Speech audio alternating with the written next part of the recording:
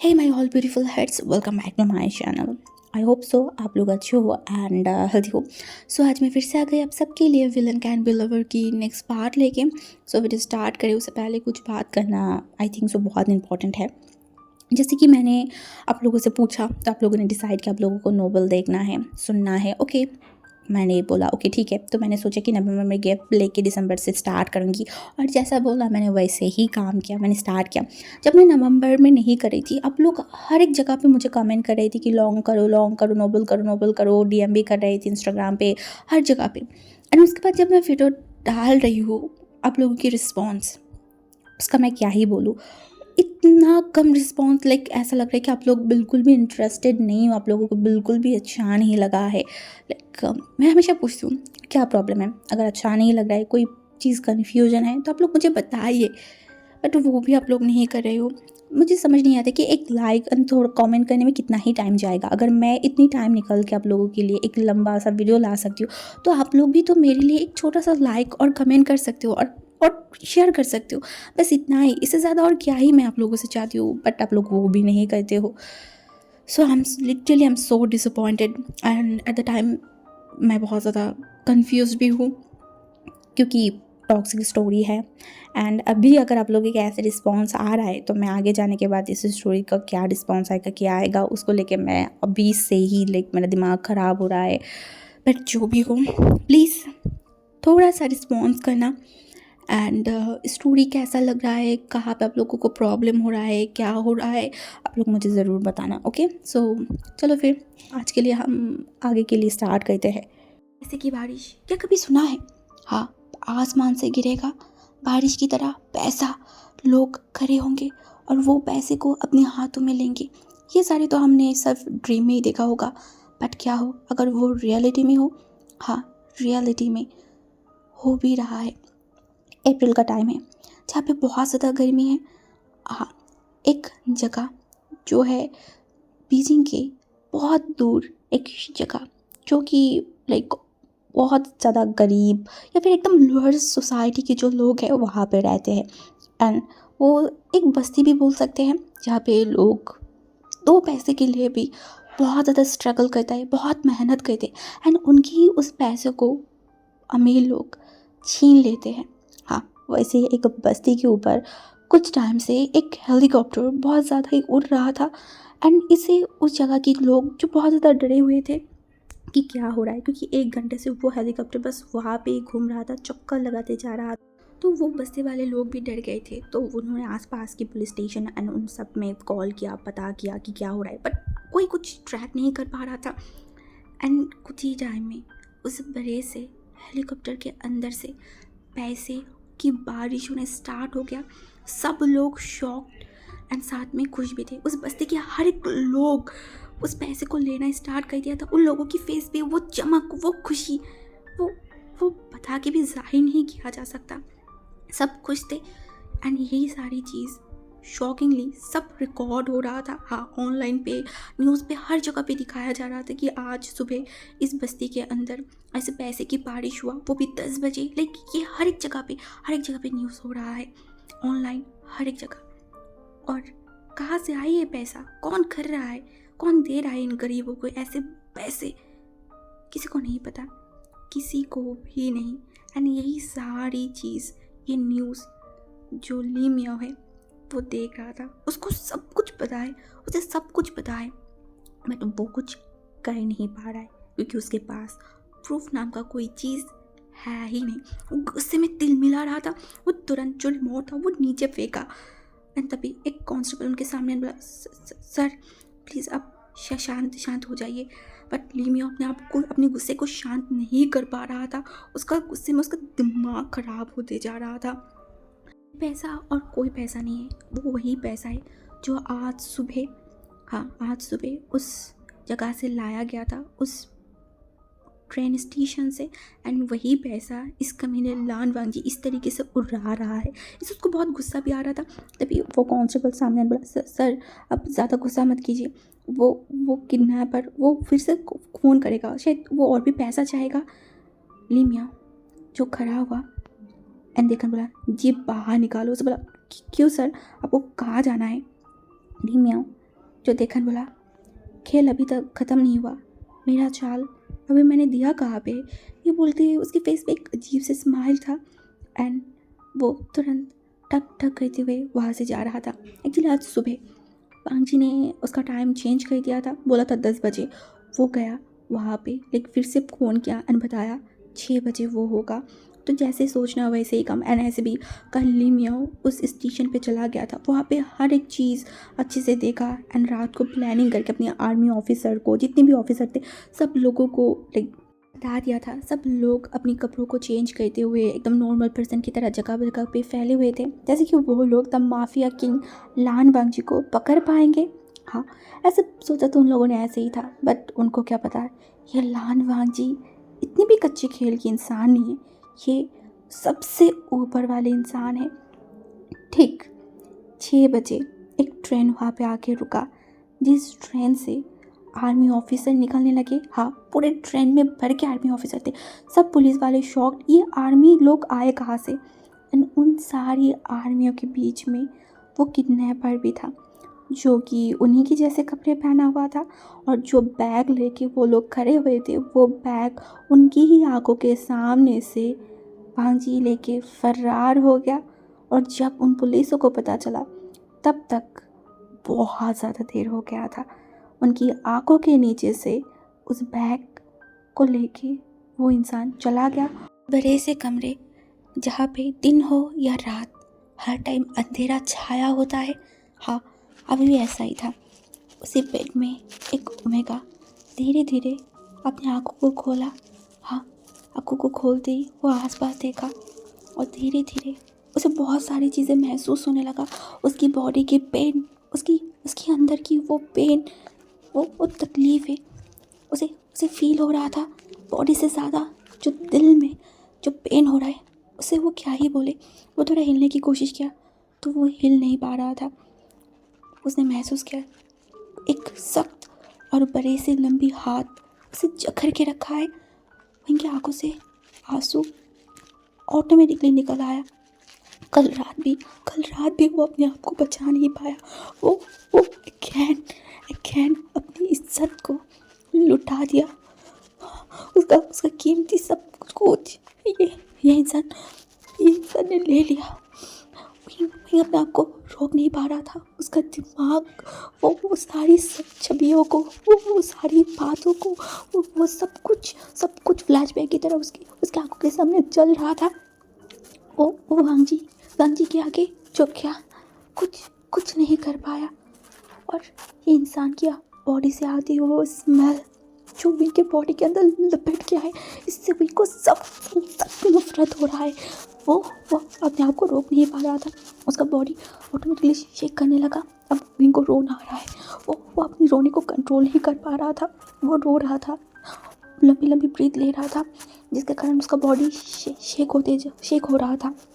और जिसके कारण उस हार्टलेस, उस रोबोट लान वांगजी की नींद टूट गया। हाँ, नींद की इंसान अगर सडनली नींद टूट जाए तो कैसा लगेगा, और उठने के बाद अगर किसी की रोना दिखेगा तो फिर अच्छा नहीं लगेगा ना। हाँ, ऐसे ठीक वांगजी को भी अच्छा नहीं लगा। उसकी आंखें रेड हुआ था और विंग को इस तरीके से रोते हुए देख उसका दिमाग और भी ख़राब हो गया। वो तुरंत विंग से अपने हाथों को हटाया एंड विंग को पुश किया एंड विंग जाके एकदम बेड से नीचे गिरा। उसका फेस एकदम रेड हो गया था दर्द के मारे। वो रिएक्ट नहीं कर पा रहा था। भांगजी जो कि विंग को पुश किया, विंग को तकलीफ हुआ, ऊपर से कल रात उसने विंग के साथ इतना टॉर्चर किया, इन सारी चीज़ों के बाद भी उसके फेस पे थोड़ा सा भी रिग्रेट नहीं था। विंग जो हिचकियाँ लेते जा रहा था, वो अपने अंदर की दर्द, अपनी बॉडी के दर्द को चाह के भी जाहिर नहीं कर पा रहा था, या फिर जितना भी जाहिर कर रहा था उस इंसान लान भांगजी के लिए ये सब शायद नाटक ही लग रहा है। हाँ, विंग का बॉडी चल रहा है, वो मरने की हालत पे आ गया है। अब विंग अपने आप को रोक नहीं पाया। गुस्से में भांगजी की तरफ देखा और रोते हुए चिल्ला के बोला, मार दीजिए मुझे, मार दीजिए मुझे, मुझे ये धीरे धीरे मारने से अच्छा है ना कि एक बार में, दिन में एक बार में मुझे मार दीजिए। आप जैसे गंदे इंसान, आप जैसे हैवान की हर एक टच मेरी बॉडी के अंदर कलम जैसा मुझे फील हो रहा है। मैं बचना नहीं चाहती हूँ, मैं मरना चाहती हूँ। मार दीजिए मुझे, मार दीजिए। सुबह सुबह कोई भी इंसान हो, अगर सडनली नींद टूट जाए तो दिमाग ऐसे ही सटका हुआ होता है। और अगर वो इंसान हो एक हार्टलेस, एक रोबोट, एक दानव इंसान, तो वहाँ पे छोड़ने छुड़ाने की कोई बात रहता ही नहीं है। वांग जी का भी दिमाग ख़राब होने लगा। उसकी फोrehead की जो नसें है वो फूलने लगा, जैसे कि वो कितना ज़्यादा गुस्से में है, वो जाहिर कर रहा है। हाँ, वो गुस्से में है। और तुरंत वो एकदम विंग के पास गया और विंग के बालों को पकड़ा एंड विंग को एकदम खड़ा किया। विंग के हाथों में हैंड क्लब था ना, इसके कारण उसे हाथों में खिंचाव सा फील हुआ, इससे उसे और भी दर्द फील हुआ। विंग चिल्लाया और बोला, छोड़िए मुझे। वांग जी जो कि विंग की तरफ देखा एंड विंग के गले को पकड़ा, जैसे विंग एक ओह तक ना कर पाए। एंड उसने विंग की तरफ देखा एंड बोला, आई वार्न यू, मेरे साथ ऐसे बात मत करना। विंग का पूरा बॉडी शिवर करके उठा था। ये वॉइस इतना ज़्यादा लाइक अजीब सा था, इतना कि विंग को लगता है कि इस वॉइस का भी एक वेट होगा। वांग जी जो कि विंग की तरफ देख रहा था, वांग जी की वो आँखें की तरफ विंग ने देखा। उसका पूरा बॉडी शेक कर रहा था, बट उसकी वो आँखें, विंग कुछ पल के लिए थम गया, अपनी ही अंदर सोच में पड़ गया। ऐसी गहरी, इतनी सुंदर एक आँखें कैसे दूसरी इंसान की रुला सकता है, दूसरी इंसान की आंखों से आंसू डाल सकता है, कैसे? क्या कोई इंसान इतना भी हैवान होता है, इतना भी बड़ा शैतान हो सकता है? विंग देखा उसकी तरफ एंड बोला, इंसान रूप के एक हैवान है तू। बोलना ख़त्म करके वो वांग जी के फेस के ऊपर थू मारा। हाँ, वही टाइम वांग जी की आँखें और भी रेड हो गया, जैसे कि बारिश होने से पहले आसमान कैसे हो जाता है एकदम काले काले। हाँ, वो बास बनने से पहले ठीक उसी तरीके से वही हो गया था। वांग जी के अंदर से ज्वालामुखी जल रहा था। वो उनके गले को छोड़ा, साइड के ड्रॉयर में जो रिवॉल्वर रखा हुआ था वो उसको लाया एंड तुरंत विंग की सर पे डाला। हाँ, विंग जो एक टक लगाए वांग जी को देख रहा था, वांग जी की उस फेस की तरफ। वांग जी साइलेंसर लगा के उस रिवॉल्वर को टक लगाया हुआ था विंग के फॉरहेड पे। विंग जो वांग जी को देख रहा था, किसी भी वक्त ट्रिगर चल सकता है और उसके बाद क्या होगा? वांग जी विंग की तरफ देखा, विंग की आंखों की तरफ जहाँ पर डर नहीं, और वांग जी को डर देखना है, इसीलिए वो तुरंत विंग के फोrehead से वो रिवॉल्वर को हटाया एंड धड़ाम से एक गोली चलाया। विंग तुरंत अपनी आंखों को बंद कर लिया, उसकी होठ कँपाने लगा। अब बारी उसका और विंग को ऐसे देख के अब जाके वांग जी को शांति फील हुआ। विंग तैयार हो गया मरने के लिए। हाँ, उसने सोच ही लिया, आज इसी रिवॉल्वर से उसकी फोrehead के अंदर गन चलेगा, उसकी दिमाग में जाके वो गोली लगेगा, उसके दिमाग से ब्लड निकलेगा और विंग इस रखेल, इस श्राप जिंदगी से बच जाएगा। इस अंधेरे, ये श्राप किंग लान वांग जी से वो बच जाएगा। हाँ, यहाँ पे रहने से अच्छा विंग उसकी मौत को या फिर उसकी मौत को गले लगाना चाहेगा। उसका मौत अभी उसके लिए सबसे ज़्यादा खुशी का है। वो खड़ा था, कुछ टाइम बाद वो आगे खोला तो सामने वांग जी को देखा, जो अपनी वही अजीब सी ढेर सी स्माइल कर रहा था। हाँ, शायद विंग को देख के हंस रहा है, विंग को ऊपर तरस खा रहा है। और विंग का कोई वैल्यू नहीं है आप लोगों के सामने। हाँ, आप लोग पैसे के जोर पे विंग की बॉडी के साथ कुछ भी कर सकते हैं, पर विंग की वॉइस में ना कोई जान था और ना कोई गंभीर था, एक अजीब सा टोन था। वांग जी अपनी दांतों को खींचा एंड बोला, एक तो पहले तुम जैसी ओमेगा अपनी इज्जत को लेकर बात करना बंद करो। तुम लोगों के मुंह से अपनी इज्जत की बात अच्छा नहीं लगता। याद करो ओमेगा, मैं तुम्हें यहाँ नहीं लाई थी, तुमने खुद साइन किया था और यहाँ पे आए थे। तुम ओमेगा है ना, इज्जत के काबिल नहीं होते हो। तुम लोग बर्बादी के कारण हो, समझ में आई? बर्बादी, जानवर कहेगी। No rate worse more than you thought. पंजी की ऐसे अजीब सी बातों से विंग ने को बहुत घिन आ रहा था। वो तुरंत अपनी मुंह दूसरी तरफ कर लिया, चिल्ला के बोला, मेरा नाम विंग है, मैं कोई रेड नहीं हूँ। पंजी अपने हाथों से विंग की टूटी को पकड़ा एंड विंग को अपनी तरफ फिराया, मुड़ाया। पंजी की वो लंबी हाथ जो विंग के फेस के नीचे था, उसके हाथों में विंग की आंसू की बूंद लगा हुआ था। पंजी उस हाथों को हटाया एंड विंग के बालों के पीछे हाथ लेके गया जहाँ पे एक पोनीटेल किया हुआ था। वो तुरंत उस पोनीटेल को एकदम खींच दिया। इसे विंग अपनी आंखों को बंद किया क्योंकि उसे दर्द हुआ। हाँ, और सूखे पत्ते जैसे पेड़ से कैसे गिरते हैं ना, उसी तरीके से विंग के वो बाल तुरंत विंग के बालों के पास बिखर गया।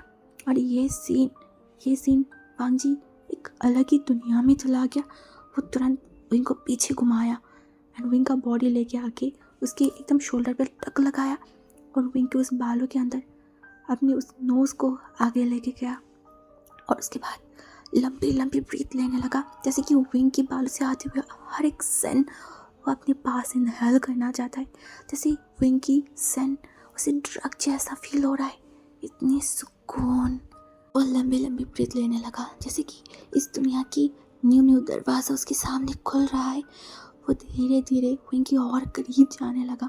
उसकी वो लंबी हाथ अब विंग के कमर के पास चला गया और विंग जो अब पूरा बॉडी कँपने लगा, वो वांग से छूटना चाहता है।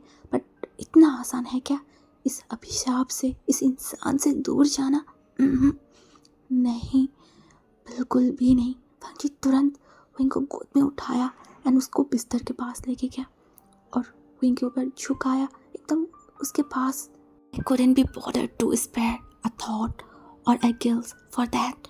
You will remain red forever from now on. Got it? और second time या फिर third time again. वांगी टूट पड़ा विंग के ऊपर। हाँ, विंग के ऊपर अपने आप को कंट्रोल करना वांगी के लिए नामुमकिन है। वांगी अपने काम ख़त्म करके विंग को धक्के मार के खड़ा हुआ, टॉवल लिया एंड वॉशरूम की तरफ चला गया और आराम से वॉशरूम की दरवाज़ा बंद किया और विंग उसी बेड में लेटते हुए रोना स्टार्ट कर दिया। रोते वो याद किया उसकी वो जिंदगी एक रोलर कोस्टर जैसा है, कैसा था, कहाँ गया और कहाँ आके पहुँचा। क्या यहाँ पे विंग का ज़िंदगी ख़त्म, इसके आगे और कुछ नहीं होने वाला है क्या? क्या यहाँ पे बंद रह जाएगा विंग? हाँ, नहीं, वो ये सब और नहीं झेल कर पा रहा है।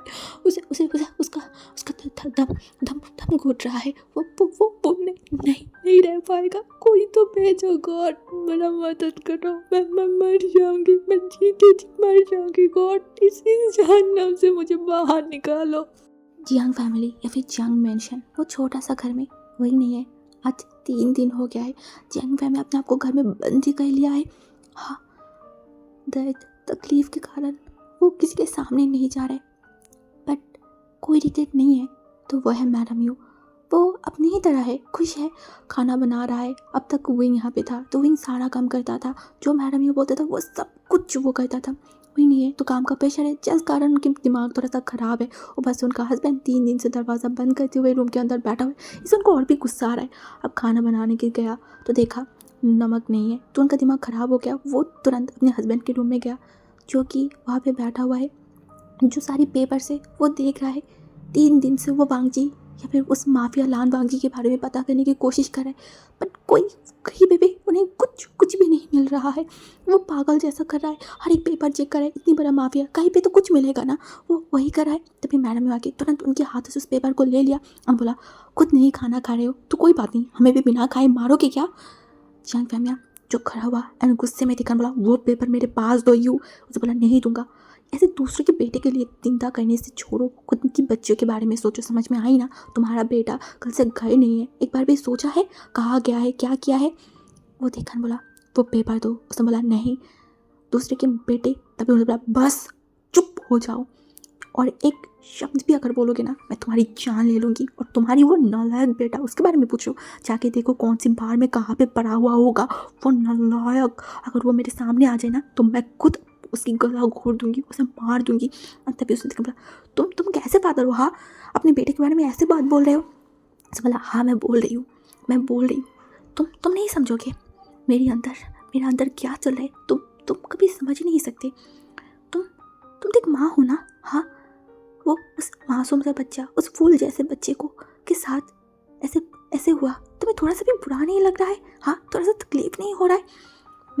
मैंने जब उसको लिया था तब कितनी भरोसे से उसके हाथ मेरे ऊपर दिया गया था, कितना भरोसा था। और मैंने कुछ नहीं कर पाई उस मासूम बच्चे को, उस प्यारे सी फूल को मैंने जान ही दिया।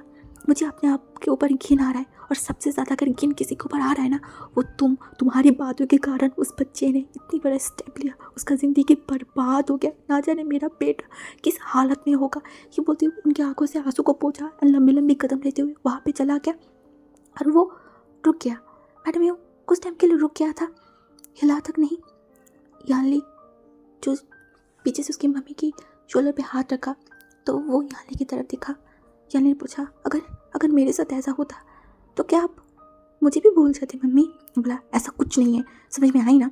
तेरे साथ ऐसा होने से पहले मेरी लाश से गुजारना पड़ता। तभी यानली ने पूछा, देन फिर हुई के लिए ऐसा क्यों मम्मी, क्यों? अब मैडम को दिमाग ख़राब हो गया। वो तुरंत झटके से उसके हाथों को हटाया, बोला भूल मत, तू भी क्या किया था उस दिन, याद है ना? तूने भी तो यूहिंग को अपना भाई नहीं माना था, ले जाने के लिए बोला था, याद है ना? यानी तुरंत अपने सर को नीचे झुका लिया था, डर के मारे, अपनी इज्जत को बचाने के मारे। वो उस दिन इतनी बड़ी गलती कर बैठा। सबों में कोई अपनी इज्जत प्यारी होता है, और उसी कारण उसने इतनी बड़ी चीज़ कही थी। अब विंग जैसे मासूम इंसान की, एक बच्चे की ज़िंदगी उसने बर्बाद कर दिया। वो कुछ बोल नहीं पा रहा था। मैडम यूँ गुस्से से वहाँ से चला गया, और यानली एकदम नीचे बैठ गया, रोना स्टार्ट कर दिया। उसका उसे 3 दिन से उस शांति से नहीं रह पा रहे, उसका अंदर से जल रहा है। वो खाना नहीं खा पा रहे, सो नहीं पा रहा है, क्या करे, कुछ नहीं पता। दोपहर का टाइम था। उस मिनिस्टर के घर के आसपास बॉडीगार्ड्स भरा हुआ है। उतनी बड़ा घर आज बेजान पड़ा हुआ है। लिविंग रूम में वो बैठा हुआ है, आंखों में दर्द। कुछ टाइम पहले वो अपनी वाइफ के घर लाइक हॉस्पिटल गया था, वो लाइफ सपोर्ट में है। डॉक्टर कुछ नहीं बोल पा रहा है। दूसरी तरफ उनका बेटा, उसका क्या हालत है, कैसे है, कुछ नहीं पता। वो पागल जैसा हो गया है, क्या करे कैसे करे। और उन सब में दोपहर के टाइम पे और एक न्यूज़ आया, और एक बस्ती में ऐसे पैसे की बारिश हुआ। इन सारी न्यूज़ के कारण जो मिनिस्टर की बेटा गायब हो गए, वो न्यूज़ कहीं ना कहीं दब चुका है। गरीबों के लिए वो पैसा उड़ा रहा है, वो हीरो बन चुका है, हर तरफ वाहवाही हो रहा है, न्यूज़ ऑन न्यूज़। इन्हीं सारी चक्कर में उस मिनिस्टर की बेटा जो किडनैप हुआ है, वो न्यूज़ कहीं ना कहीं दब चुका है। अभी वो मिनिस्टर और जो कमिश्नर है वो बैठा हुआ है। उस मिनिस्टर के बाल, कपड़े बहुत अजीब तरीके से है, लाइक उनके पास उनको क्या हो रहा है वो तो वही जानता है। तभी जो ली मियाओ की बाइक था वो आके रुका उस मिनिस्टर के घर के पास, हेलमेट को हटाया अपने सर से, एंड उसके बाद चाबी को घुमाते घुमाते एकदम आगे की तरफ चला गया, जहाँ पे मिनिस्टर और कमिश्नर बैठा हुआ था। वहाँ पे जाते ही वो बैठा तो कमीशन ने देखा, बोला तुम यहाँ पे क्या करे हो? उसे बोला वो सर एक्चुअली मैं पूछने आई थी किडनैपर ने कॉल किया है या नहीं। उसे बोला तो ये बात पूछने के लिए तुम्हें यहाँ पे आने की कोई ज़रूरत है? तुम मुझे फ़ोन करते मैं बता देती। उसे बोला हाँ सर, ऐसे तो आप कर ही सकते थे, बट फिर भी मैंने पूछ ही लिया। उससे बोला तुम्हें क्या लगता है हाँ उस मिनिस्टर सारे पैसा लेके उसके बाद कॉल करेगा? उससे बोला कर भी तो सकता है। वैसे सर मैं बताऊँ तो आप यहाँ पे आपका ही गलती है। उससे बोला क्या बोलना चाहते हो तुम?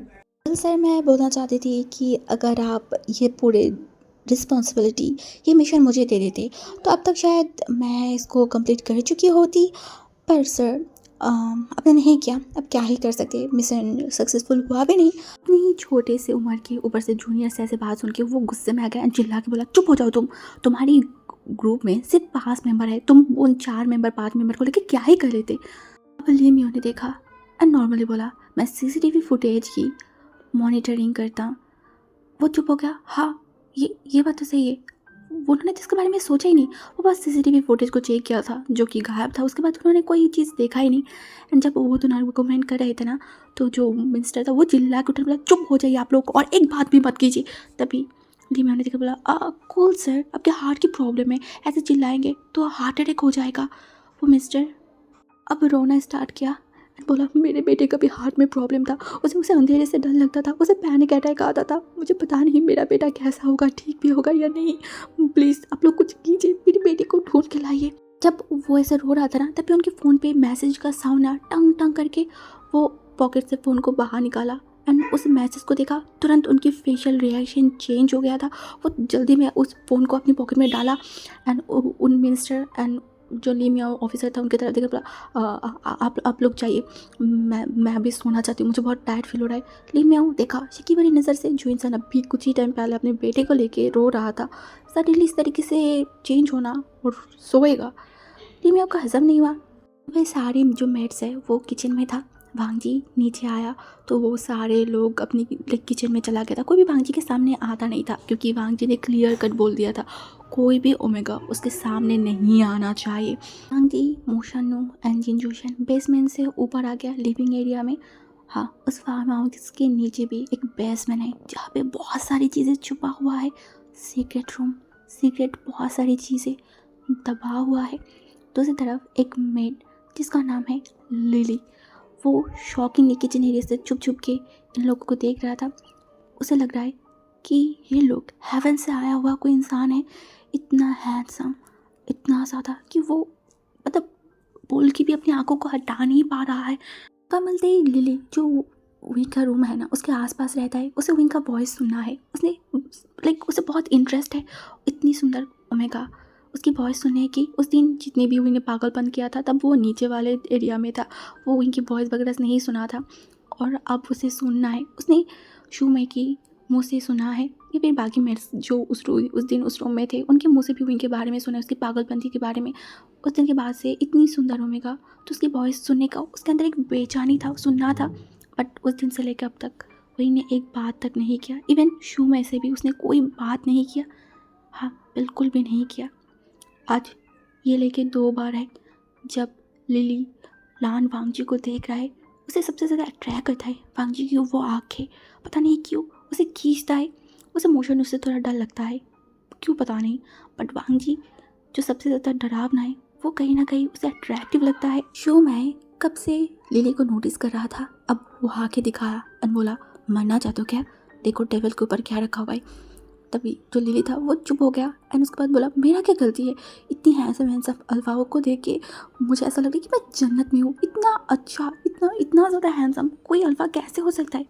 शो में जो डिश वॉशर कर रहा था ना उसे देखकर बोला, घाट्स को देखा है, हाँ उनके हाथों में क्या है, ये जीता जागता एक जहन्नम है। अरे मैं तो वो सब देख ही नहीं रही हूँ, मैं तो बस इन तीनों को देख रही हूँ, नहीं 2 को, वो बीच में मोशन सर, उन्हें मुझे डर लगता है, बाकी तो बहुत ज़्यादा हैंडसम है। ये बोल के वो शर्माने लगा और जो शू में था एक लंबा सा बिजलिया, कुछ सुंदरता किसी को मोह दिलाता है और कुछ सुंदरता किसी की ज़िंदगी के लिए अभिशाप होता है। हाँ, अभिशाप।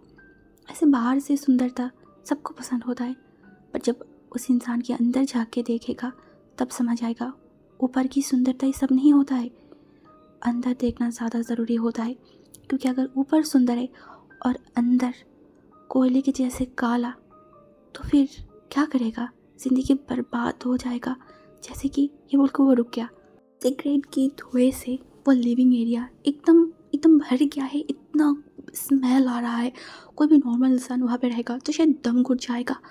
और टेबल के ऊपर सजाई हुई है बहुत महंगी महंगी ड्रिंक्स की बोतल्स, हाँ बहुत महंगी, सबसे पावरफुल ड्रिंक्स वहाँ पे सजाया हुआ है एंड वही लेके तीनों शख्स बैठा हुआ है, ग्लास के ऊपर हाथ है। एकदम से हमारी वांगजी आसपास देखा एंड उसके बाद अपनी बातें कंटिन्यू करने स्टार्ट किया। अल्कोहल उसके हाथों में, जहाँ पे बहुत सारी चीज़ ऐड किया गया है, बहुत महंगा और बहुत पावरफुल ये ड्रिंक है। उसके बाद भी वो स्ट्रांगली बैठा हुआ है, जैसे कि ये उसके बॉडी के ऊपर रिएक्ट ही नहीं कर रहा है। अगर कोई नॉर्मल इंसान इसका एक घुट भी ले रहे ना तो उसी टाइम वो गया। बट ये तीनों शख्स, जैसे कि इसकी इन लोगों की ये रोज़ की काम है ये सब पीना, ये सब, हाँ हर दिन का काम ही तो है, इसीलिए तो सुबह सुबह उठ के बैठ गए ये सब आलतू फालतू चीज़ पीने का। जो भी हो, एक हाथ में स्मोक, दूसरे हाथ में ग्लास, भांगी कुछ कुछ बोलते जा रहा है। मोशन्नू और जो जिन जोशन है उसके हाथों में भी ग्लास था, सामने एक मॉनिटर था, वहाँ पे कुछ शो हो रहा था और वांगी बोल रहा था उसके नेक्स्ट किलिंग मिशन को लेके। हाँ, और मोशन्नू और जिन जोशन एकदम गहरी मन से सब कुछ सुन रहा है, क्योंकि अभी उसको सुनना पड़ेगा जो वांगजी बोलेगा वही। अगर वांगजी बात ख़त्म करने से पहले कोई कुछ भी रिएक्ट किया तो उसका अंजाम बहुत बुरा हो सकता है। टेबल के ऊपर रखा हुआ है मशीन गन माफिया और गैंगस्टर की, जो बोला जाता है 34 शॉर्ट गन्स, और उसके बाद टॉमियम गन्स, सब कुछ सजाया हुआ है। इन गनों की खूबियाँ क्या ही बोले। इस गन की या फिर ये सारी गन्स की एक एक डिटेल्स वांगजी को पता है, कौन सा किस टाइम पे कैसे काम आएगा, कौन सा शूट करने पे ऑपोजिट साइड वाले का तुरंत मौत हो जाएगा, कैसे क्या, सब उसे पता है। वांगजी खड़ा हुआ एंड अपना गन्स को लिया एंड उसको देखने लगा। ठीक उसी तरीके से मोशन्नू और जिन जोशन भी कर रहा था, अपने अपने गन्स को लोड किया एंड उसके बाद अपनी सामने रख दिया। अभी भी जिन जोशन अपने गन्स को देख ही रहा था, तभी वांगजी का एक रफ सा वॉइस सुनाई दिया, स्टॉप रेड। विंग का रूम का दरवाज़ा हमेशा लॉक होता है, बट शायद आज इन रिस्पॉन्सिबिलिटी के कारण या फिर गलती के कारण, कैसे भी कारण, मैं ने दरवाज़ा लगाना भूल गया था और इसी चीज़ का मौका उठा के विंग नीचे आ रहा था। हाँ, धीरे धीरे उसे एक चीज़ तो समझ आ गया है, अगर आज यहाँ से वो भाग नहीं पाया तो इस ज़िंदगी में तो वो यहाँ से भाग नहीं पाएगा इतनी आसानी से। और जब वो सीढ़ियों से नीचे आया तो देखा वांगजी का बैग विंग को दिखाई दे रहा था, और जो मोशन्नू और जिन जोशन था वो दूसरी तरफ मुड़ा हुआ था, लेकिन उन तीनों का ही जो बैग है वो इनके पीछे था। तो इनको लगा लोग देखे या फिर कुछ करे उससे पहले विंग यहाँ से भाग जाएगा, इसीलिए तो वो धीरे धीरे वहाँ से जाने लगा। उसके बॉडी में पेन है, उसे चलने में तकलीफ़ हो रहा है, फिर भी वो जाने लगा। वो बहुत करीब तक पहुँच गया था उस मेन दरवाजे से। यहाँ से निकलने के बाद वो कैसे भी चला जाएगा, कुछ तो करेगा। हाँ, बट उससे पहले ही वो वॉइस विंग को रुक दिया। उसका पूरा बॉडी शेक कर रहा था, बट वो नहीं रुक सकता। अब वो दौड़ लगाया और वो दौड़ लगा के जितना दूर नहीं जा पाया, वांगजी लंबी लंबी कदम लेते हुए विंग को पकड़ लिया उसकी हाथों को और उसको मोड़ के एकदम पीछे कर लिया। उनको दर्द हुआ, वो अपनी आंखों को बंद किया और उस पर इसके बाद फिर से खोला और वांगजी अपनी दांतों को खींचते हुए विंग की तरफ देखा और हंस के टोन में बोला, इतनी आसान। हाँ, आज विंग भी चुप नहीं रहा, वो चिल्लाया और चिल्ला के बोला, छोड़ो मुझे जाने दो, छोड़ो। वांगजी देखा एंड बोला, कहाँ जाएगा? हाँ, ऐसे भी जाने के लिए कोई जगह है तेरे पास? 2 रात एक अलवा के साथ बिता के आया है, कौन लेगा तुझे? हाँ, तेरी वो आंटी, वहीं जिसके आंखों में पानी था, वो हंसा। ये भी तो उसकी ज़िंदगी की एक सच्चाई है, एक कड़वा सच्चाई। उसका जाने के लिए कोई जगह है ही नहीं, कोई उसे एक्सेप्ट नहीं करेगा, कोई भी नहीं। वहीं अजीब तरीके से हंसने लगा।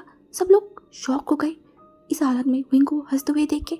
और वांगजी आगे छोटे छोटे करके विंग की तरफ देखा, लिप्स में बाइट किए हुए, और तुरंत विंग के हाथों को छोड़ दिया। अंदर से विंग मर गया है, वो मर गया और आगे की तरफ जाने लगा सीढ़ियों के पास। सडनली गोलियों की बरसात होने लगा, दर गोली चलने लगा। विंग अपनी कानों को पकड़ के एकदम नीचे बैठ गया, उसका पूरा बॉडी शेक कर रहा था। लगातार 5 गोलियां चला। जितने भी बाहर की गार्ड थे ना, वो दौड़ के अंदर आ गया था। मोशन्नू आंखों की इशारा किया तो सब चुपचाप बाहर चले गए थे। जब गोली चलना बंद हुआ, विंग आंखें उठा के वांगजी की तरफ देखा। वांगजी ने हंसा एंड बोला, दैट्स योर पनिशमेंट बेबी। जिंदगी में विंग अपनी इस उम्र में बहुत सब कुछ देखा है, बहुत चीज़ें झेला है, बट उसके सामने ये खड़े हुए इंसान इतनी हटलेस कैसे हो सकता है? विंग ने ऐसे इंसान अपनी ज़िंदगी में कभी नहीं देखा और ना वो कभी देख सकता है। एक लंबा सा ब्रेथ लिया। सब मेड आंखें बड़े बड़े हो गया था, क्योंकि सीढ़ी के ऊपर जो बहुत बड़ा सा एक लाइटिंग था जो कि टूट के ज़मीन में बिखर गया था। हाँ, कांच टूट के बिखर गया था। विंग जो सीढ़ी की तरफ देखा और दूसरी तरफ जो मोशन्नू था वो नॉर्मली खड़ा था, बट जिन जोशन को थोड़ा बुरा लगा उस दिन की विंग के बिहेवियर के बाद से। विंग के लिए कहीं ना कहीं उसके मन में एक सॉफ्ट कॉर्नर सा आ गया था। दूसरी तरफ वांगजी जिसे सबर नहीं हो रहा था, वो चिल्ला के बोल उठा, I am losing my patience and you are not ready for that to happen it. I think you are still taking flashback of last night, right? Shannu जल्दी से वांग जी की तरफ देखा और जो हमारी जिन जोशन था उसे उतना ज़्यादा इंग्लिश नहीं आता, तो वो नॉर्मली था। दूसरी तरफ विंग के कानों से धुआं उड़ने लगा था, आंखों से आंसू का बूंद आ गया। शर्म के मारे वो दूसरी तरफ देखा तो मेड भी कहीं ना कहीं छुप के उसको ही देख रहा था। अब विंग को पेन हुआ, अपनी लिप में बाइट करते हुए पैरों को आगे बढ़ाया और उसकी वह नरम सा पैर उस कांच के अंदर रखते ही पैर कट गया, वहाँ से ब्लड निकलने लगा। विंग अपनी आंखों को बंद कर लिया, उसे अपनी आंखों को खोला। बॉडी के दर्द से ज़्यादा जो मन में दर्द है उसके आगे ये सब कुछ भी नहीं। विंग आंखों को खोला, दूसरा कदम बढ़ाया, अब उसे और भी पेन होने लगा और जब वो पैर ऊपर किया दूसरा और कदम बढ़ाने, तभी उसने कुछ महसूस किया, हाँ, हवाओं में, और उसकी आंखों में ब्लड सा आने लगा और वो बेहोश हो गया। हाँ, और तभी उससे पहले वांग जी ने विंग को अपनी बाहों में उठा लिया था एंड विंग को उठा के वो सीढ़ियों से ऊपर जाने लगा। विंग के पैरों से निकलती हुई पैर जो ब्लड है वो प्रूव करवा रहा था इस हैवान की हर एक मूवमेंट। तकलीफ है, बताना चाहता है कि तुम अब मुझे बख्श दो, बट इतना आसान क्या लान वांग जी से दूर जा पाना? नहीं है, बिल्कुल भी नहीं है। तो इस तरफ सबकी मुंह खुला हुआ था। मोशन्नो जो जिनजूशन की तरफ देखा, जिसका मुंह खुला हुआ था, वो तुरंत एक हाथ से जिनजूशन की मुंह को बंद किया, बोला बस कर, मक्खी चला जाएगा, जल्दी से तैयार हो जाओ हमारी गेस्ट को इनवाइट करने के लिए, चलो फिर चलते हैं। जिनजूशन खड़ा हुआ था, मोशन्नो ने देखा, बोला क्या? उससे बोला क्या ये हमारी वही बॉस है? मोशन्नो हसन बोला हाँ, ये वही बॉस है, और तू जो सोच रहा है वो अपने दिमाग से दूर कर। ये लान वांग जी है, लान वांग जी। अगर मन में कोई शक आ रहा है ना तो फिर लैपटॉप खोल और उनकी बैकग्राउंड चेक कर। जो भी चीज़ें दिमाग में आ रहा है सर सर करके उल्टी पैर भाग जाएगा। ये बोलते हुए वो वहाँ से चला गया और जिनजूशन सीढ़ियों से ऊपर देखा जहाँ पे विंग की ब्लड दिखाई दे रहा था। उसे एक लंबा सा बीत लिया, पता नहीं क्यों, बस इस ओमेगा के लिए उसे बुरा लग रहा है। क्या ये ओमेगा ये सब डिजर्व करता है? पता नहीं कैसे कब इस सारी चक्कर में ये ओमेगा फंस गया। और उस दिन की वांग जी आधे घंटे में इस ओमेगा की सारी बायोडाटा निकालने को बोला एंड सीधा पहुंच गया उस घर में। एंड इतनी सारी हंगामे के बीच में जो हुआ, अभी भी उसके दिमाग में बहुत सारी क्वेश्चन चल रहा था, बहुत सारी चीज़ें चल रहा था, क्योंकि वो जिस बॉस को जानता है उस बॉस के साथ फ़िलहाल के लान वांग जी के बिहेवियर में उसे आसमान ज़मीन का फ़र्क दिखाई दे रहा था बहुत ज़्यादा। बट लान वांग जी क्या करेगा, कैसे करेगा, क्यों करेगा, वो तो उसे ही पता है। उसके अलावा ना कोई जानता है और ना कोई जान पाएगा। मोशन एक लंबा सा जिनजूशन एक लंबा सा बित लिया एंड उसका जो गन टेबल में पड़ा हुआ था उसकी तरफ गया, उसको उठाया। तभी वो किचन एरिया की तरफ देखा जहाँ पे मेड्स खड़े थे। उसने बोला अभी के अभी यहाँ से गायब हो जाओ। वो इतनी ज़ोर से बोला था ना कि वो सारे मेड हड़बड़ा गया एंड सब अपनी अपनी जगह पे चला गया था। और दूसरी तरफ जो शू में था वो अपनी आंखों के आंसू को पोंछा, क्यों पता नहीं। वहीं को देख के उसे उसकी बेटी, उस ओमेगा बेटी की याद आती है। वो भी विंग की एज का था, एक मासूम सा बच्चा। विंग का भी सेम, विंग को देख के उन्हें वही लगता है, एक मासूम सा बच्चा। पता नहीं ऐसे कहाँ से इस जहान में पहुँच गया और ये टॉर्चर सह रहा है। अगर वो कुछ कर पाता तो शायद वो इस ओमेगा की ज़रूर मदद करता, बट वो भी क्या कर सकता है। वो भी तो पहुँच गया है इस जहान्नुम में। पता नहीं कब क्या हो जाए, कब कैसे यहाँ से बच पाए, यहाँ से बाहर जा पाए। पैसे के आगे सबको झुकना पड़ता है। ये पैसे लोगों को झुका देता है, हाँ, जैसे वो झुक गया। तो आज की बात हम यहाँ पे स्टॉप करते हैं एंड आप लोगों को अगर कोई भी क्वेश्चन है, कुछ भी पूछना है इस स्टोरी के रिगार्डिंग तो आप लोग पूछ सकते हो। और हाँ, आई नो गाइस, आज की बात थोड़ा सा शॉर्ट था तो क्या ही कर सकते हैं। कल मेरा एक प्रेजेंटेशन है तो उसकी प्रिपरेशन लेना मतलब मैं लेना चाहती थी। और इस महीने की लास्ट में लाइक 26 तारीख को मेरा इस सेमेस्टर की फ़ाइनल एग्ज़ाम है। सो उसकी भी प्रिपरेशन ले रही हूँ, उसके बाद वीडियो रिकॉर्डिंग करना सब लेके बहुत लाइक मेस बन चुकी हूँ। और आप लोगों को तो सबको पता ही है कि मैं अपनी एग्ज़ाम के टाइम पे कोई भी वीडियो अपलोड नहीं करती हूँ। तो इसी कारण मैंने सोचा कि चलो लाइक एग्ज़ाम से पहले थोड़ा रेगुलर होने की कोशिश करती हूँ, रेगुलर वीडियो डालती हूँ, उसके बाद एग्ज़ाम के टाइम पे एक ब्रेक ले लूँगी। सो इसी कारण कोशिश कर रही हूँ, देखती हूँ क्या होगा।